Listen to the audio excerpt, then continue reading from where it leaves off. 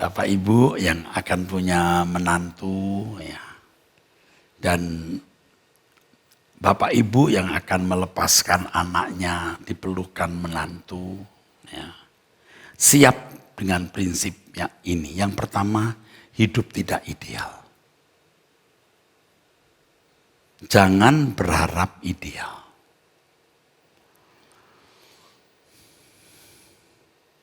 Kita membesarkan anak-anak kita dengan harga yang tidak ternilai.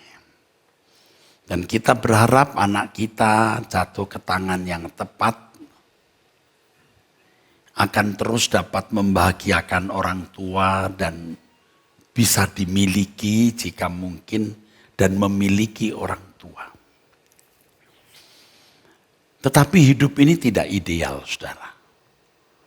Orang yang kita nilai baik pada waktu pacaran, belum tentu setelah menikah baik. Ya, kok gak enak sih Pak? I tell the truth. Saya memberikan satu fakta. Dan itu benar-benar terjadi.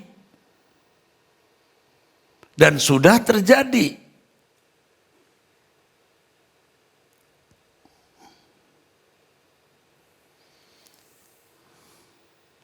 Yang 90% baik, 10% mungkin tidak baik, yang prosentasenya tinggi saja, belum tentu dia baik, apalagi yang 50-50. Hidup tidak ideal, jangan berharap ideal. Bagi saudara yang sudah ada di GSKI dan sering mendengar khotbah saya, pasti sering mendengar yang saya katakan life is tragic.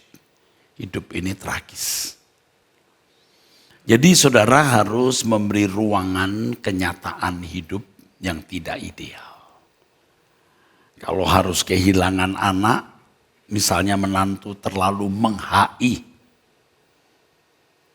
atau anak lupa karena sudah tenggelam dengan hidup rumah tangganya. Dia menikmati surga baru, Firdaus keluarganya, lalu mulai tidak atau kurang ingat orang tua. Orang tua harus siap. Saya melayani sepasang keluarga yang sudah usia di atas 60 tahun. Tapi panggil saya papi. Nanti kalau ini dimunculkan pasti dia lihat. Nah. Saya jadi panggil perempuannya jadi nama saja karena dipanggil saya papi. Ya. Di atas 60 tahun. Tapi saya lebih tua 2 tahun dari istri, tapi suaminya dia lebih tua dari saya. Panggil saya papi. Itu kecewa luar biasa ketika kehilangan anak. Jadi setelah anaknya menikah, itu seperti tidak kenal orang tua. Bisnis papanya pun juga rasanya mau diambil alih. Jadi orang lain. Ya, untung saja dia di Rehoboth dan selalu mengajarkan kekekalan. Jadi kalaupun kita tidak memiliki apa-apa dan siapa-siapa, kita siap karena kita memang rumahnya bukan di bumi ini ya. Kebahagiaan dunia bukan tujuan. Ini prinsip yang kedua sebenarnya ya. Hidup tidak ideal, jadi jangan berharap ideal.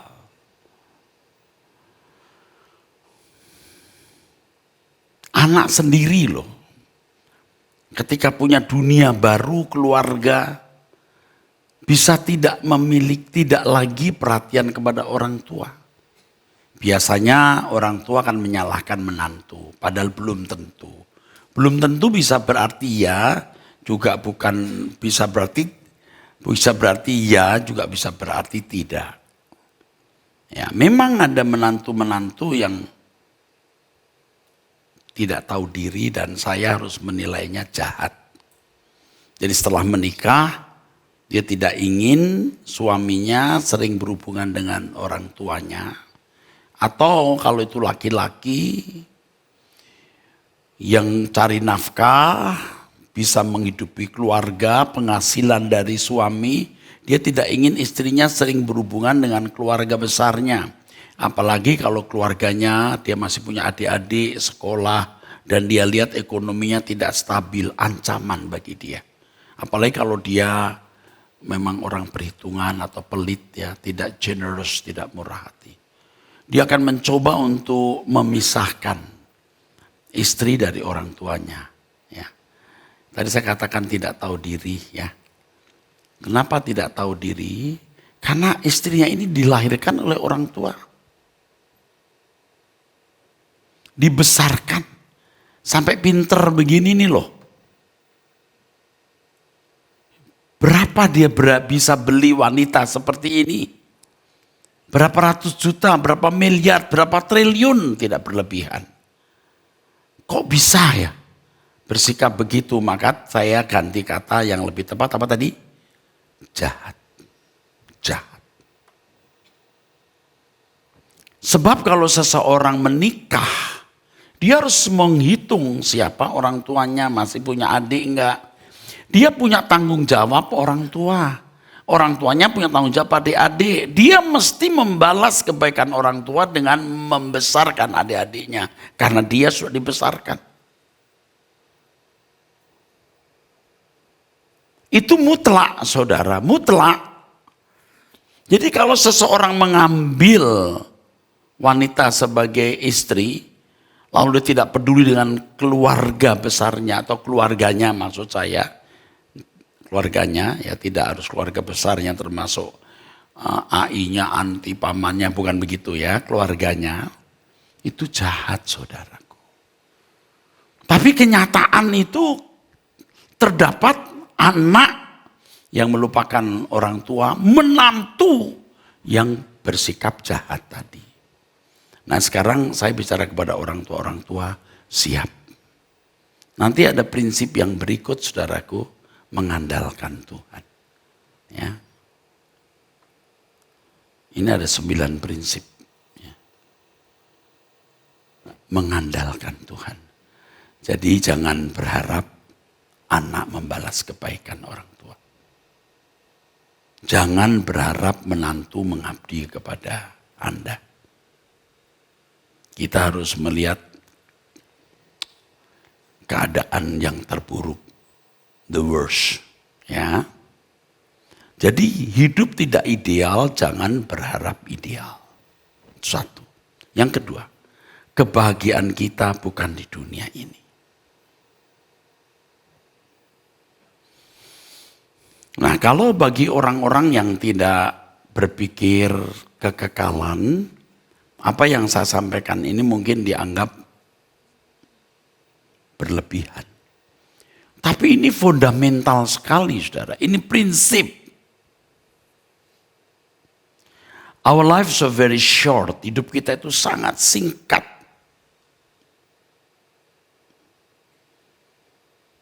Hanya 70-80 tahun. Kita itu mesti fokus untuk kehidupan kekal. Kalau Bapak Ibu melandaskan cara berpikir saudara dalam menghadapi hidup dengan cara berpikir ini, yaitu dari perspektif kekekalan, Bapak Ibu akan tahan. Seperti yang dikatakan di dalam 2 Korintus pasal 5. Ya.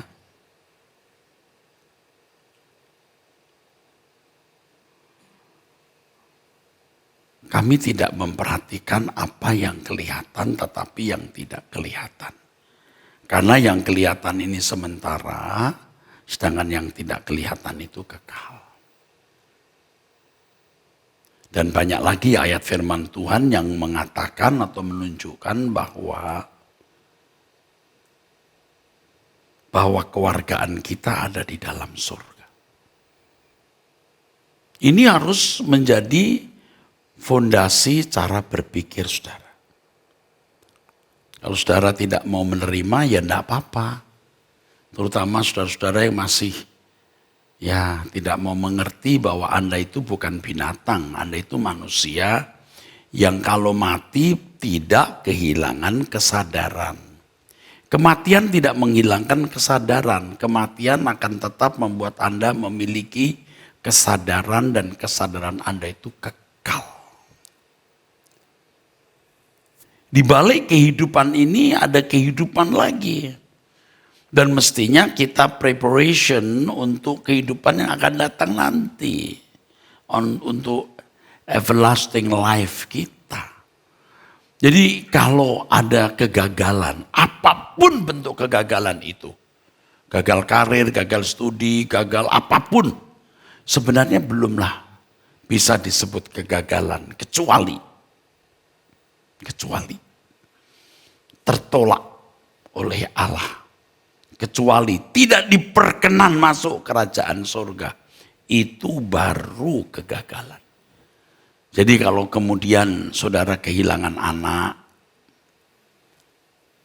tidak dihormati menantu, ya karena memang hidup tidak ideal, saudara besar jiwa.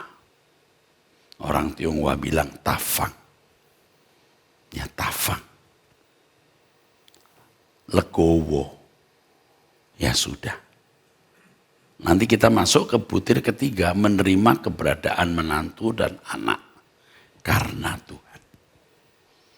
Ini sekarang baru kedua. Kebahagiaan bukan di dunia hari ini, tapi dunia akan datang. Jadi Bapak Ibu tidak perlu meratapi dan berkata, aku membesarkan anak ini dengan susah payah. Tapi akhirnya hanya begini saja. Tugas sudah Bapak Ibu selesaikan. Anak adalah aset kerajaan surga. Belongs to God, milik Tuhan. Jadi sudah serahkan saja ke dalam tangan Tuhan. Saudara ya.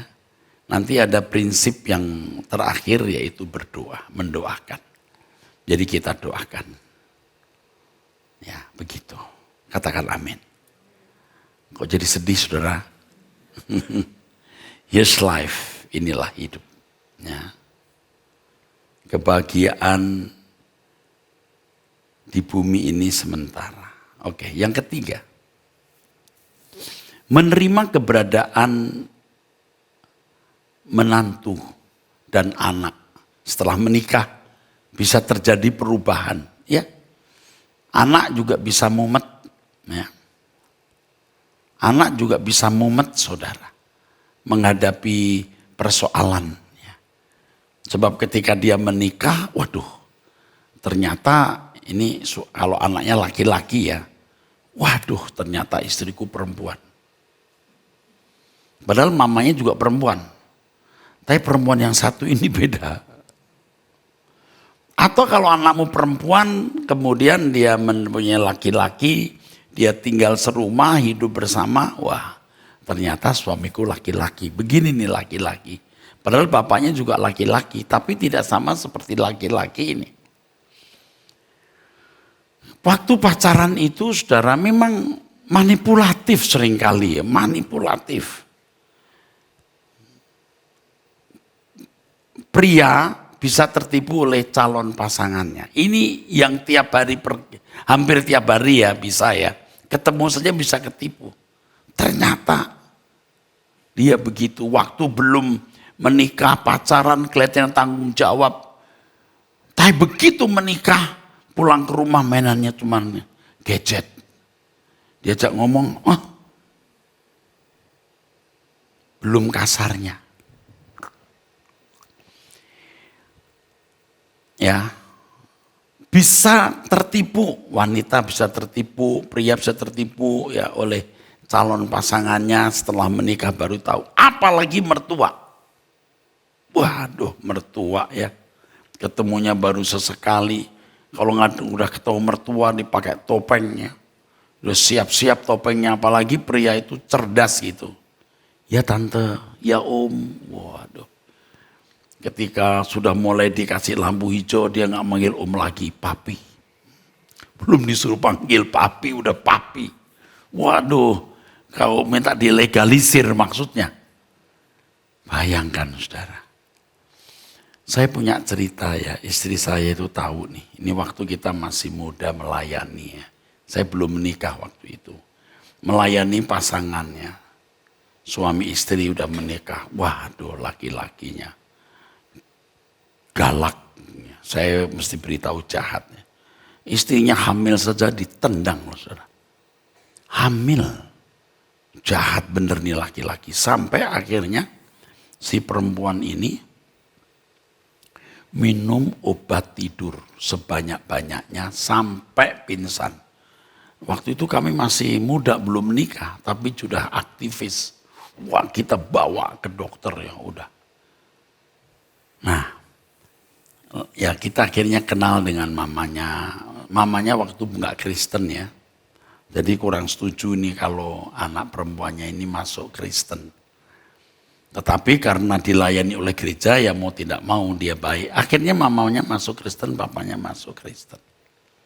Nah mau mulai kenal deh, cerita deh. Dulu katanya, aku udah larang nih, dia sebut nama anaknya. Kawin sama si itu. Nih suaminya orang Tionghoa Jawa ya. Dia sebut Jawa apa gitu. Pokoknya kita tenglang gitu ya. Saya udah larang. Waktu pacaran datang ke rumah saya sudah larang dia. Jangan. Jadi si ibu ini kan galak, ini ibu galak. Dia marahin anaknya di depan pacarnya laki-laki. Sampai ditempeleng. Jangan pacaran sama dia. Duak ditempeleng. Rupanya ibu ini sudah punya naluri, ini pria tidak baik. Main judi, perempuan, waduh. Tidak bener. Puak. Ditempeleng ini mananya, jangan sama dia. Ini si laki-laki masuk ke depan, tante, jangan tempeleng dia, tempeleng saya.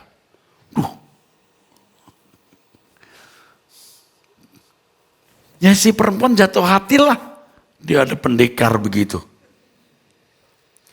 Dia pikir pendekar, ternyata penjahat. Nikahlah, jadinya begitu. Makanya ibu itu cerita, saya udah rasa nggak bener nih. Gitu.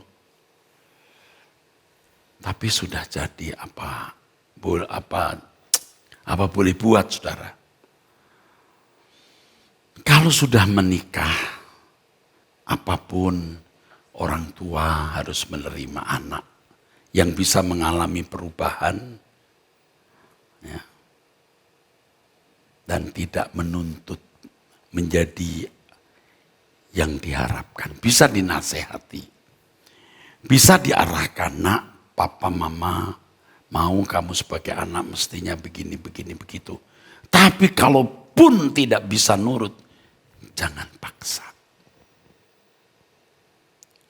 Apalagi menantu, setelah menikah, dia jadi queen. Jadi ratu. Lalu orang tuanya pun, orang tua laki nggak dihargai, atau tadi saya beritahu kalau ada menantu pria yang cari uang dari dia. Wah, kalau dia tidak bertobat lebih semenang-menang. Tetapi bagaimanapun orang tua harus menerima. Seminimal mungkin tidak mencela pasangan. Anda punya anak perempuan, lakinya bagaimana? Jangan mencela, maki-maki, ngomongin kejelekannya. Tambah melukai anak. Kalau lagi marah, orang tua bilang, memang lakimu begini begitu. Lagi berantem mereka. Kalau pas lagi rukun, ucapan Anda melukai. Akan diingat oleh dia. Gimana pun itu lakinya. Udah menyatu. Atau sebaliknya. Amin. Loh, Anda ngerti maksud saya? Jaga perkataan. Jadi menerima keberadaan menantu dan anak ya demi kemuliaan Tuhan. Saya gunakan demi kemuliaan Tuhan karena masuk ke prinsip berikut. Mewariskan kehidupan iman. Jadi orang tua tetap bisa mewariskan kehidupan iman, memberikan legacy kepada anak. Ya, kepada cucu jika anakmu sudah punya anak. Kebesaran jiwa itu. Firman Tuhan mengatakan terimalah satu dengan yang lain. Seperti Kristus menerima kamu. Berat. Makanya jadi orang tua harus dewasa. Ya.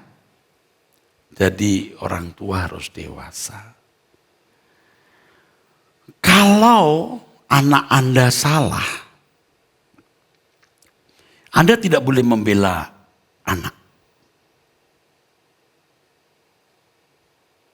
Misalnya anak dominan terhadap pasangannya, kalau anak Anda perempuan dominan. Kita kepanggil, tidak boleh begitu. Kamu salah, nak. Kamu harus menghormati suami. Mama lihat kamu waktu depan orang kamu melototin pasanganmu itu nggak patut. Kamu salah. Jadi di sini orang tua harus ya, menjadi seseorang yang bisa mewariskan kehidupan iman. Ini yang keempat. Ya, mewariskan kehidupan iman. Menjadi teladan. Jadi ketika,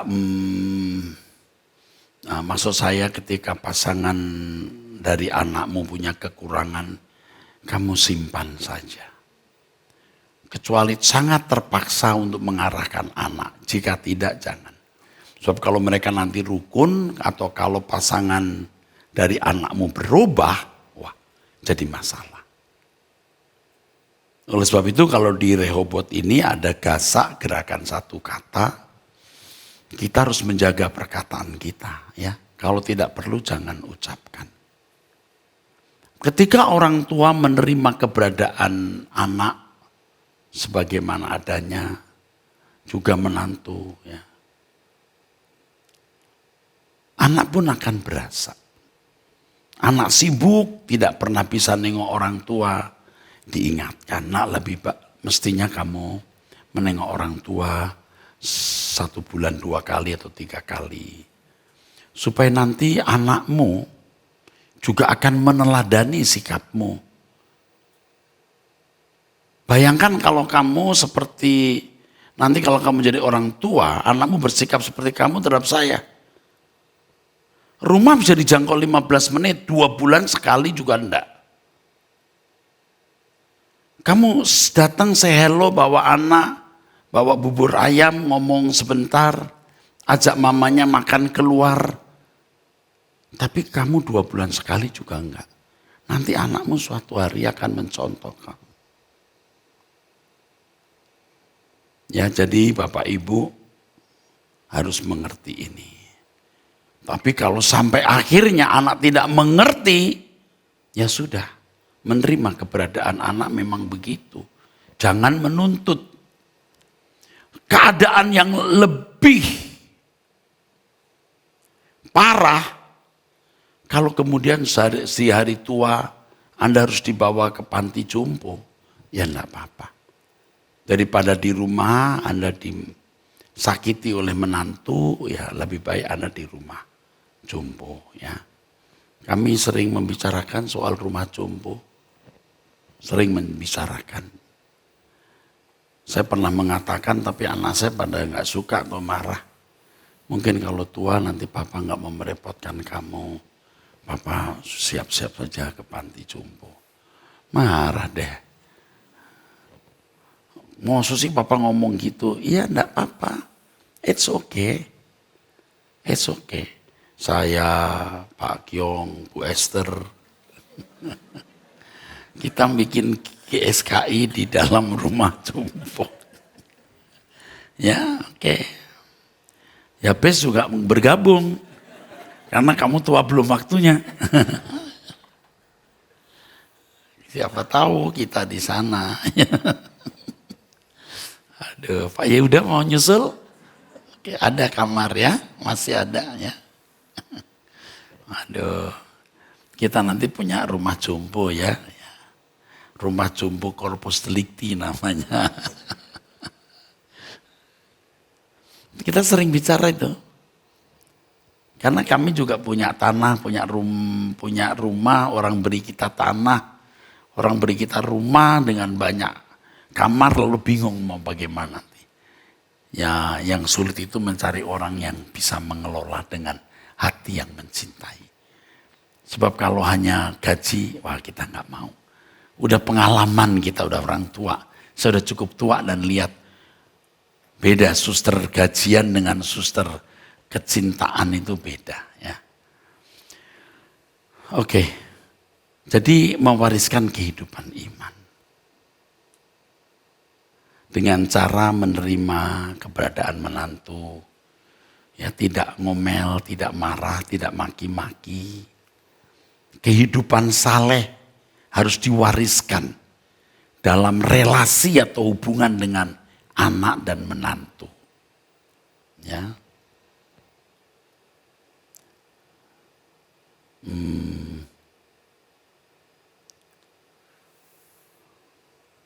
Jadi mewariskan kehidupan iman ini berarti orang tua belum berhenti dalam mengarahkan anaknya beriman kepada Tuhan atau memiliki kehidupan rohani. Jadi kalau anak ketemu, bicaralah tentang Tuhan ya Bapak Ibu. Jangan bicara berlianmu itu di mana belinya. Saya pernah kesaksian atau cerita dan ini kejadian. Saya punya teman ya, itu udah meninggal ini, mamanya udah meninggal, mamanya sudah, teman saya laki-laki, dia punya mama, sudah pakai kursi roda, kepalanya udah miring begini nih. Lalu dia punya menantu, jadi istri teman saya ini, dia punya berlian, saudara. Berlian pemberian orang tuanya dia. Mamanya ini setiap kali lihat menantunya, dia selalu lihat berliannya. Tua-tua kepala nggak bisa diangkat, tapi fokusnya di berlian. Gitu. Jadi kalau dekat sama menantu yang dia lihat tuh berlian. Atau sering lihat berlian. Sampai suatu hari dia bilang, Noni, kalau orang Jawa, Tionghoa Jawa itu sering manggil anak perempuan Noni ya. Itu buat mama gitu. Diminta. Padahal ini kan warisan dari orang tua si perempuan, si menantu ini. Nah kalau mertua kayak begini nih kira-kira gimana ya Pak? Apa yang diwariskan? Bisa sih kadang-kadang mertua ketemu menantu perempuan yang domongin baju, tas ada. Nggak salah juga. Tapi jangan setiap kali ketemu tas, pakaian, jalan-jalan. Bukan nggak boleh, bicaralah tentang Tuhan. Bicaralah tentang iman. Begitu saudara-saudara. Ya, nggak ada yang bilang amin ini ya. Atau paling tidak gini, kamu jangan lupa ya ke gereja ya. Kamu doa pagi enggak gitu. Paling tidak begitu saudara-saudara. Ya. Mewariskan kehidupan iman dengan sikap bijaksana terhadap cucu-cucu. Puji Tuhan, saya bukan memuji cucu saya baik-baik saudaraku sekalian. Walaupun tidak sempurna. Kenapa tidak sempurna? Dia pegang tangan saya pada waktu dia mau minta beli mainan. Tapi ya cucu saya baik. Tapi ada yang cucu yang nakal banget sama. Dipegang gak mau. Sampai akhirnya neneknya poponya bilang gini. Mati kamu. Saking marahnya itu. Mati kamu. Memang sakit jiwa juga itu nenek. Tolong ya kalau ada nenek-nenek seperti itu di sini. Tolong angkat tangan.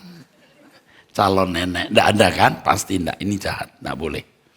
Mewariskan kehidupan iman, panggil cucunya nyanyi, ayo nyanyi, Nabi Nuh dan istrinya, begitu ya. Ya, begitu. Oke. cucu-cucu saya puji Tuhan baik-baik ya. Tapi ada cucu-cucu yang nakal. Tapi mestinya Popo memberikan warisan iman yang baik. Nanti Roh Kudus akan tolong saudara ya. Asal saudara tetap ada di GSKI Rehoboth. Lalu dalam pewarisan iman itu mengandalkan Tuhan.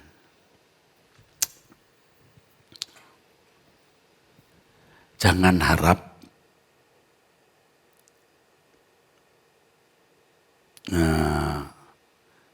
harap anak selalu mencukupi kebutuhan.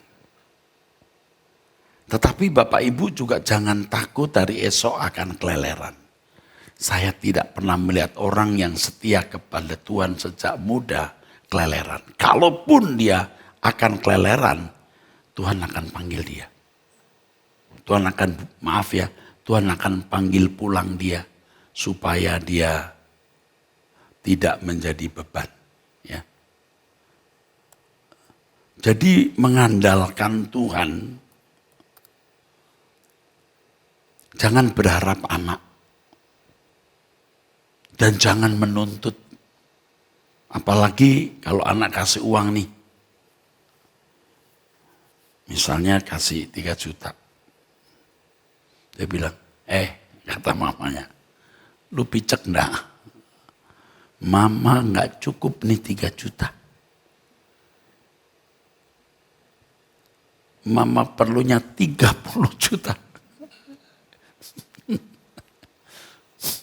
Jangan begitu. Ya udah, terima kasih. Kalau perlu begini, kamu sudah cukup sendiri enggak? Kalau anak bilang, Mama ganti mobilnya, Mama udah tua. Oh baru 3 tahun kok tua toh nak. Ganti aja masih cukup, enggak usah. Jangan, nak udah setahun ini mobil mama nih. Lu ganti ada merek baru nih. Hyundai ada merek baru nih. Jadi ini biar nenek-nenek tahu loh Hyundai yang baru yang mobilnya gede itu loh. Ya. Jangan ya. Bapak Ibu mau nerima enggak sih nasihat ini? Halo? Nerima enggak? Kalau enggak saya pulang ya. Enggak terima nih Pak Eras. Kok enak banget sih anak dimanjakan? Enggak. Nih saya belum bicara kepada anak dan menantu ya. Kalau saya bicara kepada anak dan menantu saya bilang orang tuamu itu 100% mutlak tanggung jawabmu. Makanya di pemberkatan nikah ya selalu ada acara begini. Terimalah dia sebagai orang tua kandungmu. Kamu harus menghormati dia. Dan, ini jangan lupa Pastor Stephen. Dan hari tuanya tanggung jawabmu. Tanggung jawab si menantu juga. Bukan begini ya, ini si menantu berkata kepada suaminya. Lu mama lu. Urus lu mama lu, bukan mama gua. Kalau ada menantu seperti ini tolong kita salibkan dia. Jadi orang tuamu, ya apalagi suamimu dibesarkan jadi dokter, lalu bisa membiayai anak-anakmu sekolah, mencukupi kebutuhanmu, jadi dokter spesialis berapa miliar, bukan juta lagi, dia jadi spesialis. Kok bisa loh suamimu membelikan mobil, orang tuanya kamu gak ngomongan 2 minggu. Kan jahat itu menantu seperti itu. Nanti tolong beri kesempatan saya khotbah khusus kepada menantu.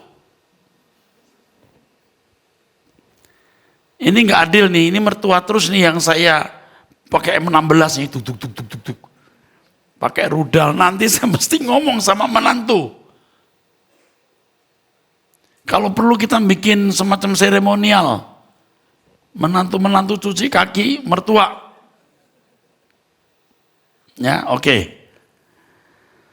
Kepada orang tua lagi, jangan harap. Ya, Tuhan saja. Ya. Saya punya lagu ya dari muda saya seneng lagu ini. Dulu saya ini hidupnya susah banget saudaraku. Saya hidupnya susah banget. Saya hidup dari kebaikan orang. Hari ini Tuhan memberkati saya. Saya bisa membangun banyak sekolah dari uang saya pribadi. Uang di kantong saya, bukan uang gereja. Dan saya bersyukur dan bangga punya istri yang melihat suaminya begitu boros untuk pekerjaan Tuhan. Ia tidak marah. Saya bersyukur juga anak-anak saya juga boros kalau untuk pekerjaan Tuhan. Serius, bukan sok. Orang kalau mau membuli ya terserah. Saya sebenarnya nggak mau ngomong begini. Cuman saya mau beritahu bahwa betapa susahnya hidup saya dulu. Belum menikah kami berdua cari uang dengan istri saya ini. Mahasiswa sambil kuliah saya cari uang. Saya dagang ini, dagang itu. Saya pernah cerita dagang bandeng, saudara. Bikin bandeng presto. Saya kirim-kirim ke catering. Ikan asin, telur asin dari Brebes. Waduh, bau amis saya. Ke sekolah bau amis karena mobil saya kan mobil jelek itu bawa bandeng, bau amis. Teman saya yang perempuan terutama, lebih peka perempuan.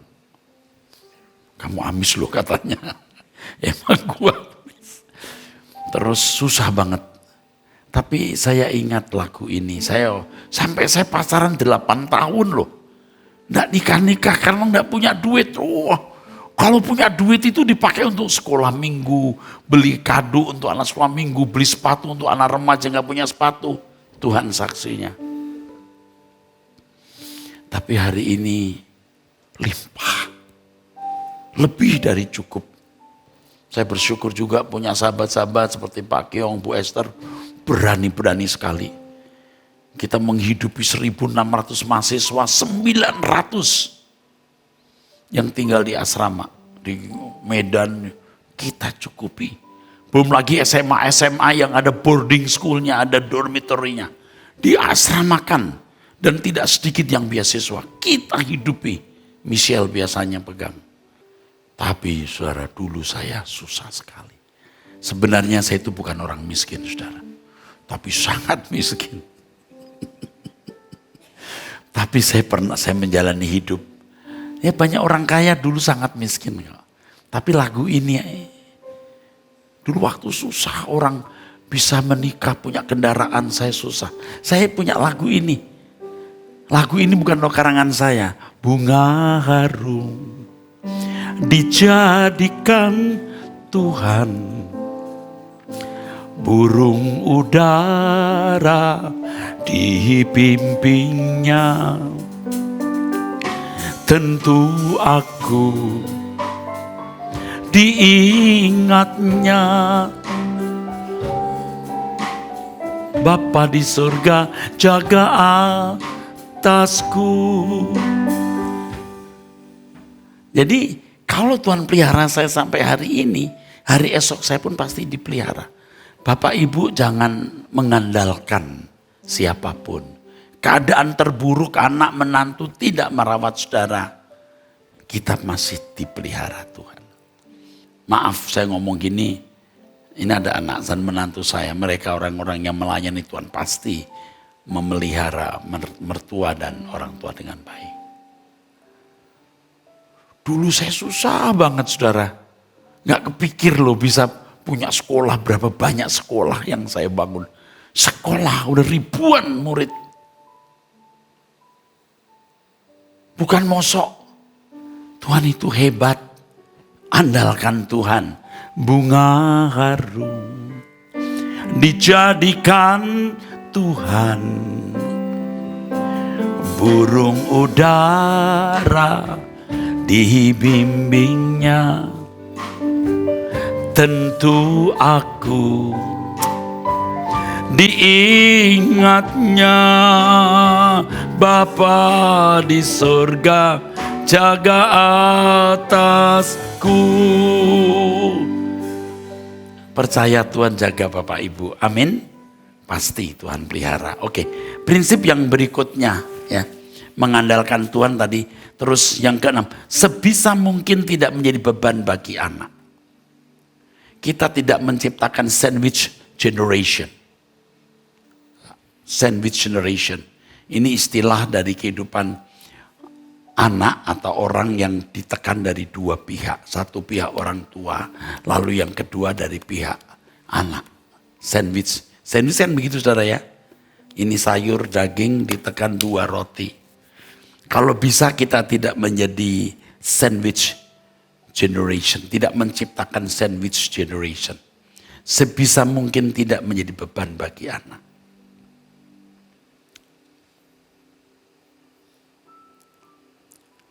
Jadi kita harus tetap bersedia, ini prinsip yang berikut ya saudaraku, bersedia menopang. Bersedia menopang. Jadi kalaupun Bapak Ibu sudah melepas anak, tetapi bukan berarti kita lepas tangan kalau anak memang butuh pertolongan atau bantuan kita. Tadi yang keenam, tidak menjadi beban bagi anak, tidak menciptakan apa? Sandwich generation. Selanjutnya kita tetap bersedia menopang. Ya. Kalau bagi kita orang tua senang ya memberi anak. Anak gak minta pun kita beri. Anak saya jalan-jalan, saya bisa kasih uang dia tanpa dia minta. Benar-benar tidak minta. Udah papa, udah cukup enggak? Aku tetap kasih. Beli mainan untuk cucu-cucu, untuk James dan Jordan. Tapi saya berinya banyak, lebih dari cukup. Mainan bisa dipakai 2 tahun kali. Kalau beli mainan, papa mamanya masih punya. Tidak minta. Tapi kita kalau masih bisa beri, kita beri. Hanya tentu harus mendidik. Kalau saya melihat anak saya nggak rusak nih, saya beri, ya saya beri. Kalau rusak saya nggak akan beri, ya. Jadi tetap bersedia menopang. Selain tidak menjadi beban bagi anak, tidak menciptakan sandwich generation. Yang berikutnya, yang ketujuh, tetap bersedia menopang. Jadi adalah indah kalau orang tua dipimpin Roh Kudus bagaimana mengelola atau manajemen keuangannya dengan baik. Lalu yang kedelapan ya, rela melepaskan, tidak turut ikut campur tangan jika tidak sangat perlu. Tidak sedikit orang tua yang mestinya tidak boleh masuk ke wilayah anak yang sudah menikah. Apalagi kalau hal-hal itu hal yang bersifat pribadi, ya. Ibu-ibu yang dominan, yang berhasil mengatur suami, dia sukses mengatur suami. Suami rela diatur karena daripada cerai nanti korbannya anak-anak, ya udah ngalah saja, ya. Ngikutin kata Pak Eras, ya. D3P, DDDP. Duri dalam daging permanen. Jadi duri dalam daging permanen. Ya udah, nggak lama ini di dunia ngalah saja. Ibu itu dominan, dia bisa menaklukkan suami, dia pikir dia akan menaklukkan juga menantu. Wah, ini masalah bagi anak dan bagi cucu. Nanti kalau ketemu menantu yang gila, dia bawa itu cucu, jangan lihat oma kamu, jangan lagi kamu urusan dengan popoh. Wah repot saudara. Yang susah anakmu kalau anakmu itu laki-laki. Atau sebaliknya, kalau menantumu itu laki-laki. Wah lebih gawat lagi. Awas loh. Kamu nemuin mamamu awas. Karena mertua mau menguasai. Dia bisa berhasil menguasai suami. Wah jangan coba-coba menguasai menantu. Apalagi menantu yang juga dominan. Waduh, perang saudara. Harus rela melepaskan. Kalau satu kali kita, seperti tadi saya singgung, anak kita seperti melupakan, ya sudah. Anda harus punya prinsip seperti yang sering saya ajarkan. Aku bisa hidup tanpa siapapun dan apapun, tapi aku tidak bisa hidup tanpa Tuhan. Jadi kalaupun harus kehilangan anak, ya enggak apa-apa. Tapi tidak kehilangan Tuhan. Tetapi seharusnya tidak kehilangan anak dan menantu. Jadi jangan turut campur tangan jika tidak sangat perlu. Perceraian, keributan, ketegangan dalam keluarga karena campur tangan mertua yang berlebihan. Sampai tingkat kamu menikah lagi saja. Sampai usaha menceraikan. Apalagi kalau si menantu, misalnya menantunya perempuan gak punya anak. Di suku-suku tertentu itu dianggap gagal. Waduh, saudara, mertua jahat. Kalau sampai berusaha untuk menceraikan itu. Karena setorannya kurang banyak. Dominan. Mau tahu berapa gajinya. Bagaimana ngatur gaji itu? Itu wilayah private, itu urusan dalam negeri. Nggak boleh orang tua tahu. Istrinya kalau belanja tanya, apa ini? Beli apa ini? Kenapa kau beli ini? Ini nggak perlu begini. Dulu mama waktu membesarkan suamimu. Tuh, gitu tuh. Nggak boleh, saudara. Saya tidak perlu beri contoh banyak-banyak karena sudah hampir 1 jam saya bicara ini. Tapi cukup. Yang terakhir, mendoakan. Wow, ini powerful. Makanya orang tua wajib bangun 4:30 waktu Indonesia Barat dan jam 5 sudah berdoa bersama saya. Doakan anakmu, doakan menantumu, doakan cucu-cucumu. Ya, kuasa doa itu luar biasa. Jadi Bapak Ibu, saudara-saudara sekalian, saya sudah menyampaikan kepada saudara prinsip-prinsip ini. Dan kiranya prinsip-prinsip ini akan menjadi bekal. Ini bisa ditulis dan di buku, ditranskrip ya Ibu Esther. Nanti saya akan perbaiki lagi karena saya cuma punya judulnya. Isinya saya impromptu, spontan.